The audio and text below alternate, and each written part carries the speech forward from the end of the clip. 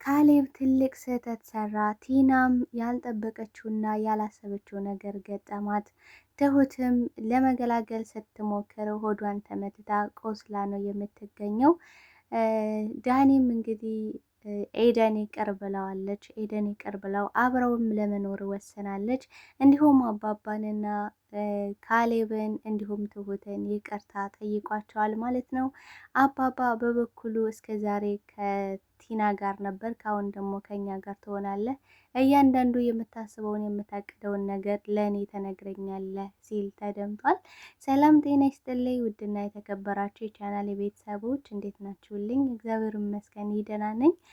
ትሁት ክፍል 44ን ወደ እናንተ ይዤላችሁ መጥቻለሁ። ከባባድ ነገሮች ተፈጥረዋል፣ ብዙ ችግሮችም ተፈጥረዋል። ካሌብም እንግዲህ ቸኩሎ ብዙ ነገሮችን ተሳስቷል ማለት ነው። ካሌብ እንዳይሳሳት ብላም እንግዲህ ትሁት ያለ ኃጢአቷ ተመትታ ነው የምትገኘው። በሽጉጥ እንግዲህ ሆዷ ላይ ተመትታ ሆስፒታል ነው በሞትና በህይወት ውስጥ ሆና የምትገኘው ማለት ነው። ቲናም እንግዲህ የተደገሰላት የሞት ድግስ አንደኛ ከካሌብ ነበረ፣ ሁለተኛው ነገር ደግሞ ከአጋቹ ነው። ነገር ግን ቲና ቀድማ እየተክለፈለፈች ወደ ካሌብ በመምጣቷ ብዙ ችግሮች ተፈጥረዋል ማለት ነው። እንግዲህ ቲና ከዳኒ እንዳረገዘች ለዳኒ ተነግረዋለች ማለት ነው። ምክንያቱም ልጅ ቤቱን ንብረቱን ሁሉንም ለመውረስ የግዴታ ከካሌብ ልጅ መኖር አለበት ብሎ ዳኒ ሲነግራት፣ ስለዚህ ለምን አብረን አንተኛም? ለምንድነው ሰሞኑን እየራከኝ ያለኸው ስትለው፣ እሱም እንዳትጠራጠር በሚል አብሯት ይተኛል ማለት ነው። ከዛም ልጅ ይፈጠራል። እንግዲህ ካሌብን መግደል አለብኝ፣ ካሌብን ማጥፋት አለብኝ ብላ አምርራ ወስና ካሌብን ለማጥፋት እንግዲህ ወደ ቤት እየተስገበገበች መታለች ማለት ነው። አባባን በበኩሉ ኤደንን አግኝቷታል። ኤደንን በጣም ደስ ብሏታል። አባባ በጣም እንደዚህ ሆነ ስላየሁ፣ በሙሉ ጤንነት ስላየሁ በጣም ነው ደስ ያለኝ ብላ ስትደሰት እናያለን። ዳኒም እንግዲህ ደስ ስላለሽ በጣም ደስ ብሎኛል የኔ እናት፣ በቃ በፈገግታ በቃ እንደፈከርከው አደረግከው ማለት ነው ብላ ስትጠይቀው፣ እሱም አዎ በእርግጥ ግን ደግሞ እኔም ታግቼ ነበረ ብሎ ይነግራታል። ታሪኩን ሙሉ ይነግራታል ማለት ነው። እንግዲህ ዳኒ ይሄን ያደረገው ለአባባ አንደኛ ለአባባ ሲል ነው፣ ሁለተኛ ነገር ደግሞ ለኤደን የኤደንን ይቅርታ ለማግኘት ምንም ነገር ያደርጋል። አንደኛ ለአባባ ለእስከ ዛሬ ለበደልኳችሁ ነገር ይቅርታ ምናልባት ካሳ ከሆነኝ ብሏል አባባ። አባባም እንግዲህ እኔ ይቅር ብያለሁ፣ ነገር ግን ዋናው ትልቁ ነገር ካሌብን ይቅርታ መጠየቅ አለብህ ሲል ተደምጧል ማለት ነው። ዳኒም እንግዲህ አንተ ይቅር ስላልከኝ በጣም ደስ ብሎኛል፣ እንደዚህም ስለወራን ደስ ብሎኛል ብሎ ከአባባ ጋር አባባን በበኩላቸው እስከ ዛሬ ከቲና ጋር ነበርክ፣ አሁን ደግሞ የምታስበውን የምታቀደውን እያንዳንዱን ነገር ለእኔ ተነግረኛለህ ሲል ተደምጧል ማለት ነው። ቲናም በበኩሏ የውሸት ሰርፍኬት አሰርቻለሁ፣ ስለዚህ አሁን ደግሞ ውርሱን እንዴት አድርጌ እንደምወርስ ውርሱን በራሴ ብቻ እንዲሆን እንዴት እንደማደርግ እያሰብኩኝ ነው፣ እሱንም በቅርብ አሳክቼ ያሳያለሁ የኔ ፍቅር ብላ ለዳኒ ታማክረዋለች። ዳኒም እንግዲህ አይ ግን ጅል ነሽ ልበል እንዴ? ቆይ ካሌብ እያለ አንቺ ወራሽ የምትሆኝ ይመስልሻል? እንደገና ደግሞ ካሌብ እንኳን ብትገዩ ልጅ ከሌላችሁ እንዴት ነው የምትወርሺው? ብሎ ለመውለድ እኮ ከካሌብ ልጅ ሊኖርሽ ይገባል ሲላት፣ ታዲያ እኔ እናንተ ለምን አንወልድም? እኔ እናንተ ከወለድን ደግሞ ልጁ ያንተ ነው ብዬ ማስመስከር እችላለሁ ብላ ሌላኛ ስራዋን ስትቀጥል እናያለን ማለት ነው። ምክንያቱም ካሌብን ወይ ስሪ ማሰቃየት አለብኝ፣ ውርሱን ወደ እኔ እንዲያደርግ ማድረግ አለብኝ፣ ካልሆነ ደግሞ እሱንም ማጥፋት አለብኝ ብላለች። ዳኒም በበኩሉ ቆይ አባቱን ገደልሽው፣ እንደገና ደግሞ ልጅየውን ለመግደል የሚያምርሻል? ቆይ አንቺ ግን ምን አይነት ጨካኝ ሴት ነች ስላት፣ ዝም በል እባክህ፣ ይሄን የማደርገው ላንተ ስል ነው፣ ደግሞ ይሄን ስትል ሌላ ሰው እንዳይሰማ ብላ እሱን ለመገሰጥ ትሞክራለች ማለት ነው። አባባ እንግዲህ ማለትም ካሌብን ሁሉን ነገር በእርጋታ እንድትጠብቅ እፈልጋለሁ፣ ራስን ጠብቅ፣ ግን ደግሞ እሷ እንደዚህ ስለምትጫወትብን እሷ ባጠመደችው ወጥመድ ልጥላት እፈልጋለሁ፣ ትልቁን ትምህርት ላስተምራት ነው የምፈልገው ብሏል ማለት ነው። ካሌብ ምን ብሏል? በቃ ከዚህ በኋላ ይበቃናል፣ ዝም ብለ ወደ ቤት ተመለስ፣ ጨዋታው ይበቃል ሲል ጨዋታ አይደለም እንደገናም ደግሞ በቀል አይደለም፣ ነገር ግን በህይወቷ ትልቁን ትምህርት ላስተምራት እፈልጋለሁ ብሏል ማለት ነው። እንግዲህ ቲና ያሰበችው የምርም አባባ እንደሞተ በቃ እያስመሰሉ እንግዲህ ምን ብለዋታል? ትሁት አብራት እያለቀሰች ነበር። አባዬ አባዬ እያለች ስትነፋረቅ የውሸት ለቅሶ ማለት ነው። ሰው የውሸት ሊስቅ ይችላል፣ ግን የውሸት እንዴት እንደሚያለቅስ ነው እኔ ከቲና የተማርኩት ማለት ነው። እና ትሁት አብራት ታለቅስ ጀመረ ማለት ነው። አባዬ አባዬ እያለች ታለቅሳለች። እንግዲህ ካሌብም ትዕግስት የለውም ማለት መቋቋም አይችልም፣ ማስመሰል አይችልም። አንዳንድ ሰዎች በውስጣቸው ሀቅ ብቻ ከሆነ ያለው ማስመሰልም አስመስለው ማለፍም አይችሉም። እና ልክ እንደ ካሌብ በጣም ስሜታዊ ነው የሚሆነው። በጣም ትዕግስት የሚባል ነገር የለውም። ድብብቆሽ የሚባል ነገር አይፈልግም። ከዛ የምርሽ ነው አንቺ ማብረሻት የምታለቅሽው? የምር የአባዬ ሞት ተረጋገጠ ማለት ነው ሲላታ፣ አምነህ መቀበል አለብህ። ይኸው የሰርፍ የሞቱን እኮ ሰርፊኬት ይኸው ማውጣት አለብን። ስለዚህ 40ውንም ማውጣት አለብን። የአባዬ የሩቅ ዘመዶችም ካሉ መጥተው በከባዱ ደግሰን እርማቸውን ማውጣት አለባቸው። ከዛም ደግሞ ውርሱን ባንተ ስም ማድረግ አለብን ብላ ትጠይቀዋለች ካሌብም ባይዋጥለትም ትሁት ከዚህ በፊት ማስመሰል አለብህ፣ እሷ በምትጫወተው ጨዋታ እኛም እያስመሰልን አብረናት እንጫወታለን፣ ስለዚህ በትዕግስት መጠበቅ ይኖርብሃል ብለው ነበርና እሺ እንዳልሽኝ እሞክራለሁ፣ እስኪ ግን በእጅ ሰበብ ነው የምትሆነው፣ አንድ ቀን አጠፋታለሁ ይላል ማለት ነው። እሱም እሺ ሲላት በጣም ደስ ብሏት ወደ ዳኒ ሄዳ ዳኒ ካሌብ እኮ አመነ፣ ካሌብ ተስማማ እኮ ብላ ትነግረዋለች። እኮ ምን ሆነ የተስማማው? ሞቱን። እንግዲህ ዳኒ ሁሉን ነገር ስለሚያውቅ ቸላ ብሏታል ማለት ነው። በድጋሚ ለምን ቸላ እንዳላት፣ ለምን ከእሷ እየራቀ እንደሆነ፣ ለምን አብረው መተኛት እንዳልቻሉ ትጠይቀዋለች። አረ እባክሽ እኔን ፍቺኝ፣ በቃ ተይኝ እንዴ መስሎች ነው እንጂ እኔ እኮ አልረኩሽም። እኔ እኮ ከአንቺ የረኩበት ሰዓትና ጊዜ የለም ይላታል። እሷም ማስጨነቋን እንደቀጠለች ነው። በሌላ በኩል እንግዲህ የሞት ድግስ ደግሶ ሰዓት ለብሶ ሰዓት ጎርሶ እየጠበቃት ነው አጋቹ። ምክንያቱም ገንዘቡን ካላመጣች እሱ አሁን እያስመሰለ ያለው ያ አጋቹ ራሱ አባባ በህይወት እንደሌለ እንደገና ደግሞ በድኑ ከሱ ጋር እንዳለ መታ እንድትወስድ እንደገና ደግሞ ገንዘቡን ቶሎ እንድታስገባለት ካልሆነ ደግሞ እሷን ሲጥ አድርጎ እንደሚያጠፋት ይነግራታል ማለት ነው። እሷም ምንም አልመሰላትም፣ እውነት አልመሰላትም ነበር። ታገሰኝ ትንሽ ጊዜ እያለች ነበረ። ዳኒም አባባን በመጀመሪያ ጊዜ ሳየው ደንግጦ ነበረ። ቆይ እንዴት ምናምን ብሎ ደንግጦ ነበረ።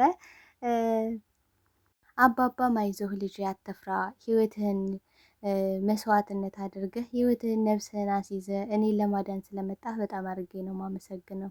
የእውነት አንተ ነፍስህን ነው አስይዘህ እኔ ጋር የመጣኸው እና በጣም ነው ማመሰግን ብሎ አመስግነውታል ማለት ነው። ካሌብም እንግዲህ ይቅርታ ዳኒ፣ ካሌብ በጣም አስቀይሜ ያለው በጣም በድዬሃለሁ፣ ብዙ ነገሮችን ስህተት ሰርቻለሁ፣ ሚስትህን ካልጋ ላይ አመግጬብሃለሁ፣ አይን እያየ ብዙ ነገሮችን አድርጋለሁ። ከቤት ተጠግቼ ያንተን ምግብ እየበላውና እየጠጣው ብዙ ነገሮችን ስለሰራው ይቅርታ አድርግልኝ ብሎ ሲለው የምርም ከተጸጸት ይቅር ብያሃለሁ። ምክንያቱም አምላክ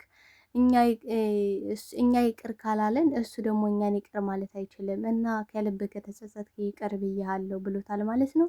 እንዲህም አንድ ያደረገን አባዬ ነው ብሏል ማለት ነው። እውነት ለመናገር ዳኒ አሁን ላይ የሰራው ስራ ቀላል የሚባል ነገር አይደለም። ምክንያቱም በነብሱ ነብሱን አስይዞ ነው የገባው። ምክንያቱም ያ አጋቹ አንዴ ሲጥ ካረገው ሲጥ አድርጎ መግደል የሚችል አቅም ነው ያለው እና ደግሞ ቲና ርህራሄ የላትም። ዳኒ አባባል ለማስወጣት እዛ እንደሄደ ብታቅ ኖሮ መጀመሪያ ሲጥ አድርጋ የምታስገድለው ዳኒን ነበረ ከአባባ በፊት ማለት ነው። ግን እሷ ጉዷን አላወቀችም።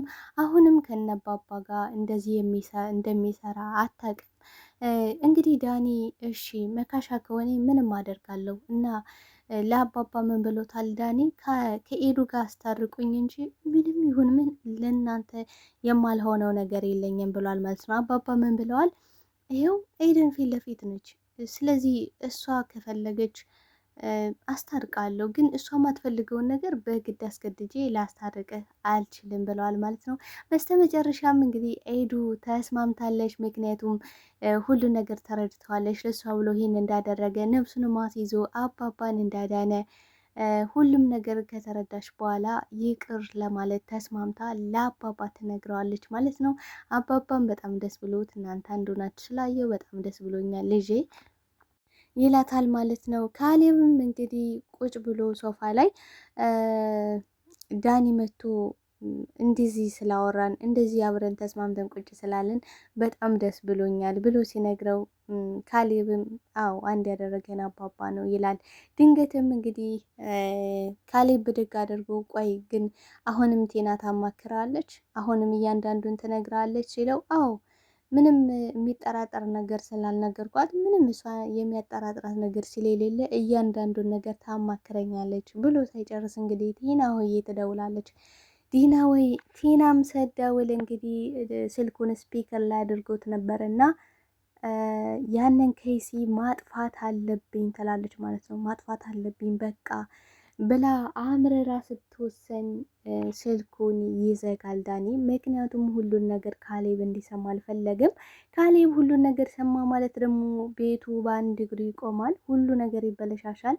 አባባ ውጭ ነው ብዙ ዋጋ እየከፈሉ ያሉት አንደኛ ለራሳቸው ብለው፣ ሁለተኛ ደግሞ የቲናን ሴራ ለማቆም ከሞትም ለመትረፍ ነበረ። ነገር ግን ቀድሞ የሚያበላሸው ትንሽ ነገር ካወቀ የሚያበላሸው ካሌብ አለ ማለት ነው። በጣም ነው የሚያናደው በነገራችን ላይ ካሌብ። ምክንያቱም የሆነ ነገር ሲፈጠር ቀድሞ ሁሉን ነገር ብልሽልሽ የሚያደርገው ካሌብ ነው እና ዳኒም ደንግጦ ስልኩን ይዘጋና ቆይ አንቺ ምንድን ነው የምትይው ምናምን ብሎ ላገኝሽ እፈልጋለሁ ይላታል ማለት ነው። ከተገናኙም በኋላ ቆይ ምንድን ነው አንቺ አባቱን ገደልሽ እንደገና ደግሞ እሱን ልትገይው ነው?